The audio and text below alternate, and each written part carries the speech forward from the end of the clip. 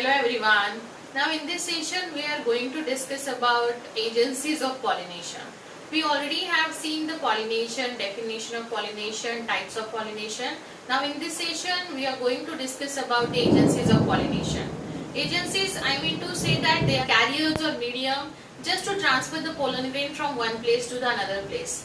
Now as you can see here, I have already mentioned the agencies of pollination.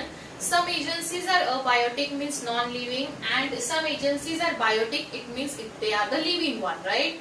So here we'll first discuss about the non-living. Abiotic means non-living. Non-living agencies कौन सी हो सकती है?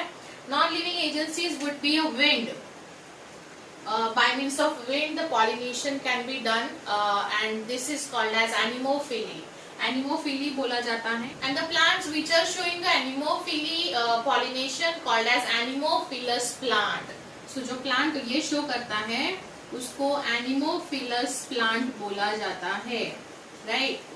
Okay, so now next is water. Abiotic component is a water, and with the help of water pollination can also be taken place. So water means hydrophily, and hydrophily में दो types है, hypohydrophily and epihydrophily. So hypo means below, right? Hypo का मतलब होता है below. So below, hypo means below, याद रखो. Epi means ऊपर वाला पार्ट होता है. So it occurs on the surface of water. So ये सरफेस पे होगा, ये सरफेस के नीचे होगा. Takes place below the water surface. Hypo मतलब बिलो, वाटर के सरफेस के नीचे होगा, and this would be water के सरफेस पे होगा. Now this anemophily, hypohydrophily, epihydrophily, these are the flowers. They have their individual adaptations. So we'll see that one by one in detail. कौन से adaptations होने चाहिए. And biotic agents में we have to think in terms of living ones, so that living organisms can be also the agencies for the pollination. So पहला है entomophily. Entomophily मतलब the pollination done with the help of insects, right? Next would be a birds. Birds से ornithophily होता है. Third would be, you can say, bats. Chiropterophily. Bats से ये pollination होता है. These three are the pollination agencies or pollinating agencies. Apart from these three, there are also different pollinating agencies in the biotic one. So you have to tell me what all living biotic agencies are there. So yes, this is the basic idea of pollinating agencies. Now we'll discuss what all adaptations the anemophilous flower has. ये hydrophily में क्या क्या adaptations होने चाहिए flower के पास, and यहाँ क्या adaptations होने चाहिए. So we'll see one by one in detail. Now here we'll discuss the adaptation of wind pollinated plants. How the adaptations of a flower has, we'll see. The first adaptation should be they will not require the nectar, fragrance or some sort of attractive petal to attract their pollinating agents, because ये wind से होता है. It's a abiotic agent. So इसके flowers small होंगे, colorless भी हो सकते हैं, even you can say nectarless होंगे, ठीक है. So the flowers should small inconspicuous without bright color. nectar नहीं होगा तो भी चलेगा, fragrance नहीं होगा तो भी चलेगा. petals highly reduced होंगे because they don't have to attract the pollinating agents. simply wind से ये हो सकता है. when flowers are unisexual flower होगा तो male flowers are more numerous. male flowers like male flowers ज़्यादा numerous होने चाहिए as compared to the female flowers, and these male flowers are situated at the higher level, so that ऊपर रहेंगे, plant के tip पे रहेंगे, तो wind से आराम से move होके pollen grains को shed कर सकते हैं female plant पे. Stamens are with the long filaments. Stamens के filaments long होने चाहिए and versatile होने चाहिए and exposed to the anthers. हमने एंड्रोशियम का टाइप पढ़ा हुआ है, राइट? एंड्रोशियम के टाइप्स में हमने आपको मैंने होमवर्क दिया था. वो ये ऐसा एक टाइप था जो कि मैंने आपको बोला था, वो आपको ढूंढ के लाना है. ये होमवर्क मैंने दिया था. सो this is the versatile one. Versatile मतलब वो आराम से विंड से मूव करके पोलन ग्रेन्स को डस्ट कर सकता है. And next would be the pollen grains. In terms of pollen grains कैसे होने चाहिए? पोलन ग्रेन्स थोड़े से स्मूथ होने चाहिए. Like they pollen grains are produce in extremely large amount to compensate their wastage.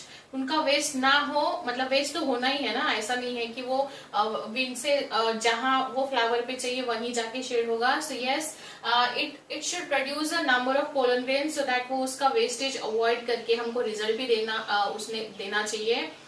The pollen grains are small होने चाहिए, ज्यादा heavy नहीं होने चाहिए, so that they can carry by wind very easily. They small pale yellow होना चाहिए, pale yellow and smooth walled होने चाहिए, and they should be light weighted. Light weighted मतलब आराम से wind से pollinate हो सकता है. Next, long style bears, like long style होनी चाहिए. जैसे हमने पढ़ा हुआ है स्टिग्मा. फीमेल में क्या होता है? This is the stigma. ये स्टाइल होनी चाहिए. This one is a ovary. So long style bears a large hairy और फेदरी स्टिग्मा. सो ये बहुत ऊपर तक टॉप तक होना चाहिए so that it can receive its respective pollen grain to trap the pollen grain. Examples है grasses, maize, jowar, sugar cane. सो आपको ये अडेप्टेशंस याद रखने हैं. ये अडेप्टेशंस में 1 मार्क्स के या 2 मार्क्स के क्वेश्चन पूछे जाते हैं. सो ये था पूरा विंड पॉलिनेशन के फ्लावर्स के adaptations. Now will quickly see the another type of modification. Now here will discuss the adaptations in terms of hydrophily. Hydrophily के फ्लावर्स कैसे होने चाहिए? हाइड्रोफिली मतलब the pollination is done with the help of water. Again abiotic agent है. Flower small होने चाहिए and again they don't have that much like उनको coloured petal या फ्रेग्रेंस या नेक्टर की जरूरत नहीं है. So they should without fragrance, bright colour and nectar without होने चाहिए, स्मॉल होने चाहिए.